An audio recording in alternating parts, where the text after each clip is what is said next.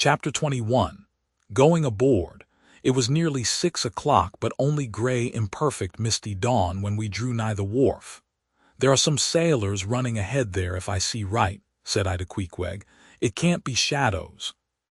She's off by sunrise, I guess. Come on." "Avast!"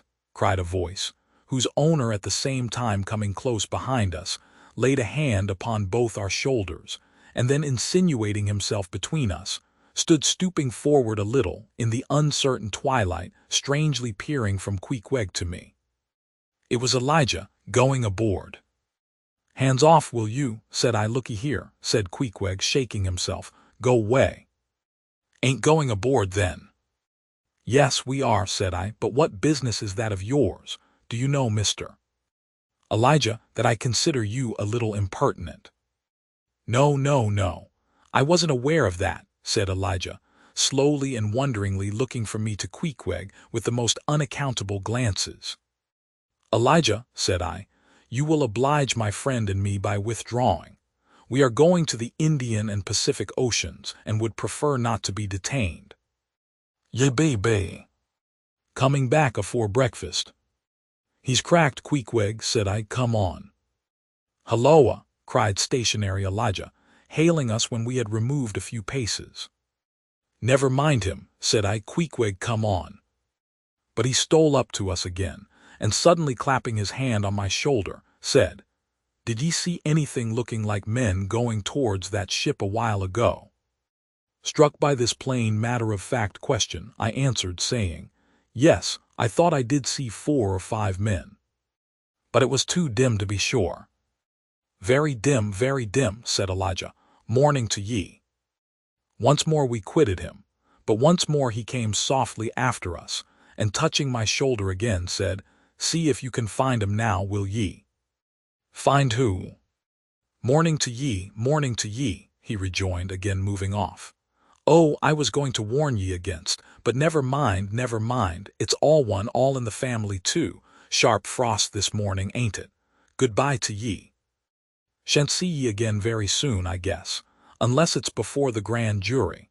And with these cracked words he finally departed, leaving me, for the moment, in no small wonderment at his frantic impudence. At last, stepping on board the Pequod, we found everything in profound quiet, not a soul moving. The cabin entrance was locked within, the hatches were all on and lumbered with coils of rigging. Going forward to the forecastle, we found the slide of the scuttle open. Seeing a light, we went down and found only an old rigger there, wrapped in a tattered pea-jacket. He was thrown at whole length upon 2 chests, his face downwards and enclosed in his folded arms. The profoundest slumber slept upon him. "Those sailors we saw, Queequeg, where can they have gone to?" said I, looking dubiously at the sleeper. But it seemed that, when on the wharf, Queequeg had not at all noticed what I now alluded to. Hence I would have thought myself to have been optically deceived in that matter, were it not for Elijah's otherwise inexplicable question. But I beat the thing down, and again marking the sleeper, jocularly hinted to Queequeg that perhaps we had best sit up with the body, telling him to establish himself accordingly. He put his hand upon the sleeper's rear as though feeling if it was soft enough, and then without more ado sat quietly down there. "Gracious! Queequeg, don't sit there," said I. "Oh, Perry dude seat," said Queequeg, "my country way. Won't hurt him face." "Face," said I, "call that his face.